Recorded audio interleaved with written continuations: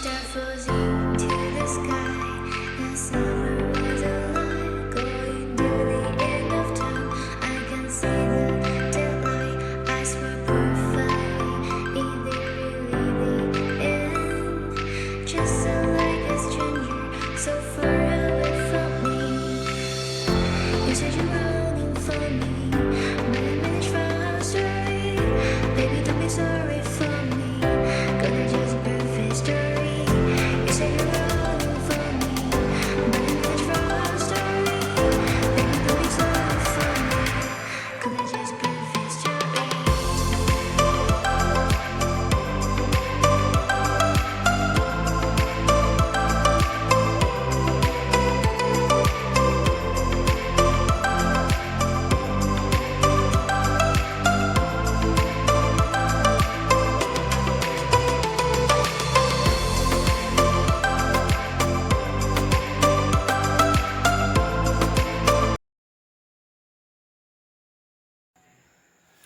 Hello friends, જય સ્વામિનારાયણ, જય શ્રી કૃષ્ણ, રામ રામ. તો જો રાતના વાગી ગયા છે 7:45 અને અમે લોકો જાય છીએ સ્વામિનારાયણ મંદિરે. તુલસીબાઈના સવારના જો આપણે માંડવામાં ગયા હતા, તો હવે સાંજના રાતના આપણે જશું એના ફુલિકામાં પીઠી ને બધું થવાનું છે. એ બધો પ્રોગ્રામ છે સ્વામિનારાયણ મંદિરમાં. તો એ જગ્યા ઉપર આપણે જવાના છીએ મંદિરમાં. તો સાથે તમને આમાં તુલસીબાઈનું અને લાલજી મહારાજનું ફુલીકું ને બધું કેવી રીતે નીકળે છે એ બધું હું તમને વિડીયાની અંદર બતાડીશ. અને સાથે થોડું ઘણું એ પણ હું તમને કહી દઉં કે તુલસી વિવાહ છે એની થોડી ઘણી મારી પાસે માહિતી છે, એ હું તમારી સાથે શેર કરીશ. તો તુલસી વિવાહ કેવી રીતે થાય છે, તુલસી વિવાહ આપણા હિન્દુ ધર્મના મહત્વનો તહેવાર છે. અને તુલસી વિવાહ ક્યારે થાય છે, કયા સમયે થાય છે, થોડી ઘણી મારી પાસે માહિતી છે. કારણ કે મેં આજે સવારના બધી માહિતીને એ ગોતી હતી કે ચાલો થોડું ઘણું આપણે યુટ્યુબમાં આપણા બધા સબસ્ક્રાઈબરને કાંઈક નવી માહિતી આપીએ વિડીયામાં. તો આજ સરસ મજાનો તહેવાર છે તુલસી વિવાહનો. જોકે તુલસી વિવાહને આપણે દેવ દિવાળી તરીકે પણ ઓળખી છીએ. તો થોડી ઘણી માહિતી તમને સૌથી પહેલાં માહિતી આપી દઉં તુલસી વિવાહની, થોડી ઘણી જાણકારી આપી દઉં તુલસી વિવાહની કે તુલસી વિવાહ કેવી રીતે થાય છે, કેમ એટલે આપણા હિન્દુ ધર્મમાં શેના કારણે આપણે તુલસી વિવાહ ઉજવી છીએ, શેના કારણે કરવામાં આવે છે તુલસી વિવાહ, એ બધું હું તમને કહું. તો ચાલો તમે વિડીયોની અંદર બનીને રહેજો. તો સૌથી પહેલાં હું તમને બધી તમને હું જાણકારી આપું એમ તુલસી વિવાહને, અને પછી આપણે જઈએ મંદિરમાં. જો તુલસી વિવાહ એક મહત્વપૂર્ણ હિન્દુ ધાર્મિક વિધિ જે દેવ ઉત્થાન એકાદશી પછીના દિવસોમાં તુલસી વિવાહ થાય છે. કાર્તિક માસના શુભ દિવસોમાં ઉજવવામાં આવે છે. આ વિધિમાં તુલસી અને શાલિગ્રામ અથવા ભગવાન શ્રી વિષ્ણુનો લગ્ન સંસ્કાર કહેવામાં આવે છે. અને આ વિધિથી દેવતાઓનો શયન ચાતુર્માસ પછી તેમની જાગૃતિ અને શુભ કાર્યોની શરૂઆત દર્શાવવામાં આવે છે. અને તુલસી વિવાહનો અર્થ શું છે એ હું તમને કહું. તો તુલસી વિવાહનો અર્થ તુલસી માય લક્ષ્મીજીનું અવતાર અને ભગવાન વિષ્ણુ શાલિગ્રામ સ્વરૂપના પવિત્ર મિલનથી છે. આ દિવસથી શુભ કાર્યો, લગ્ન, નવા સંસ્કાર વગેરેની શરૂઆત કરવામાં યોગ્ય માનવામાં આવે છે. અને સાથે હું તમને કહું તો તુલસી વિવાહની કથા, તો પૌરાણિક કથા અનુસાર તુલસી દેવનું વાસ્તવિક નામ વૃંદા હતું. તે અનુસાર રાજા જલઘરની પત્ની હતી. તેમના પતિના પવિત્રતા અને સત્યનિષ્ઠાથી જલધરના દેવતાઓ પર વિજય મળતો હતો. અને પછી ભગવાન વિષ્ણુ જલંધર મોહિત કરી અને તેનું મૃત્યુ બાદ વૃંદાના શ્રાપથી શાલિગ્રામ સ્વરૂપ ધારણ કર્યું હતું.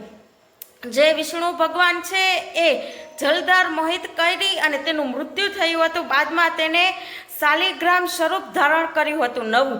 અને વૃંદા તપસ્યા પછી તુલસી છોડ બની.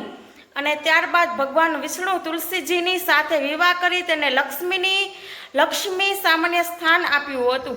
તો જો જે વિષ્ણુ ભગવાન તમને કહું તો શાલિગ્રામ સ્વરૂપ ધારણ કર્યું અને પછી તે વૃંદાની તપસ્યા કરી, પછી તે તુલસી છોડ બન્યા અને ત્યાર પછી તુલસીજી સાથે વિવાહ કર્યા. વિષ્ણુ ભગવાન છે ને તુલસીજી સાથે વિવાહ કર્યા અને તેનો વિધિ રીત શું રિવાજ છે ને એ હું તમને થોડું ઘણું કહું, મને ખબર છે.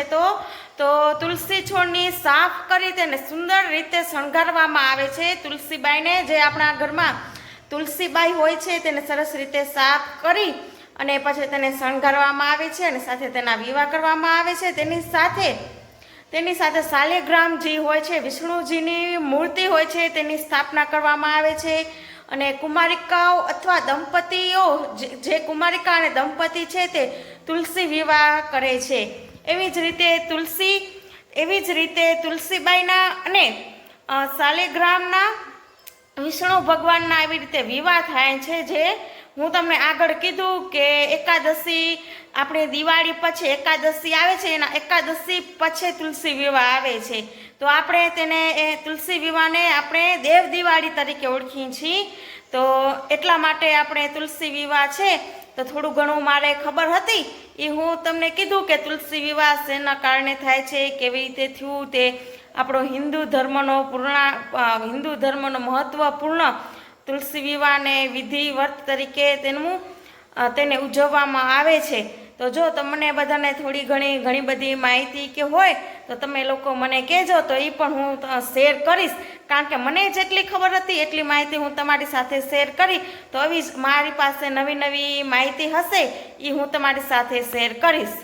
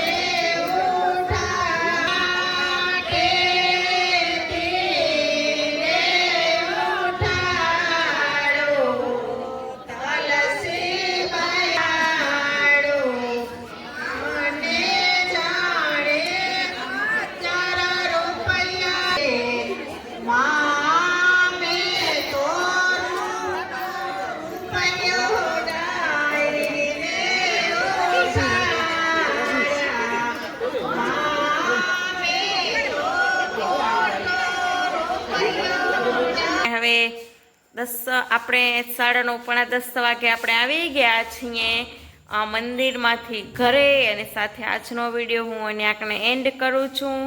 તમને મારો વિડીયો કેવો લાગ્યો એ કમેન્ટ બોક્સમાં બતાવજો. અમારા વિડીયોને લાઈક કરજો, શેર કરજો, કમેન્ટ કરજો અને સબસ્ક્રાઈબ કરજો. સૌથી પહેલાં તો જે લોકો અમારા ચેનલમાં નવા આવ્યા હોય એ લોકો અમારા ચેનલને સબસ્ક્રાઈબ કરે અને અમારા વિડીયાને જરૂરથી શેર અને લાઈક કરે. બધા લોકો વિડીયા જોવે છે પણ લાઈક નથી કરતા, એટલે જરૂરથી અમારા વિડીયાને લાઈક કરી દેજો એક મસ્ત મજાનું.